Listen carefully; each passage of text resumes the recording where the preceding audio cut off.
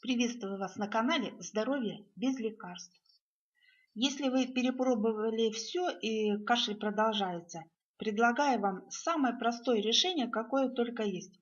Этот рецепт будет просто находкой и детям, и беременным, и противникам таблеток.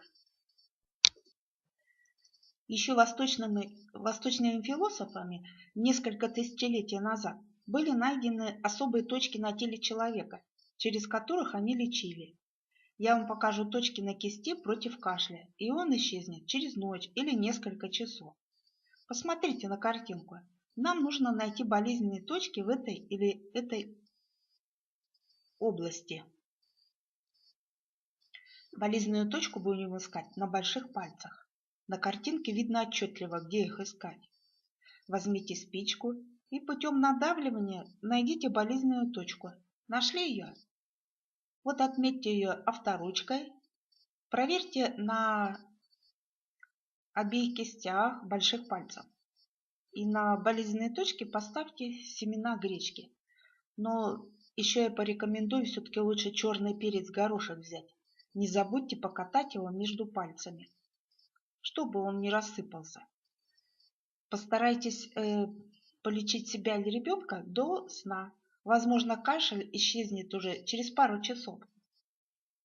Если вы будете лечить ребенка от кашля, то не спрашивайте его, больно ли ему здесь или здесь. Вы поймете, что нашли болезненную точку у ребенка, когда он ручкой дернет. Не оставляйте ребенку на ночь перец, так как он во сне может чесать глазки. Лучше вечером поставьте на 2-3 часа.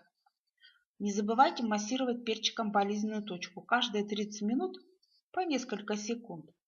Только не давите сильно. Массаж должен быть очень приятным. Если кашель исчез, то можете перчик выкинуть. Сколько можно держать перец или гречку? Наш организм очень мудрый. Он подскажет. Если вам приятно и вы не хотите снимать, то лечение идет. А если семя стало раздражать, то смело снимайте. Лечение закончилось. Буквально позавчера я сняла кашель таким образом молодому человеку, который кашлял уже вторую неделю. Кашель почти исчез утром, но на следующий вечер мы повторили процедуру на пару часов. Закрепили эффект. Саша, который подсмеивался надо мной, вдруг заинтересовался этим методом. Вот таким образом можно очень быстро снять кашель.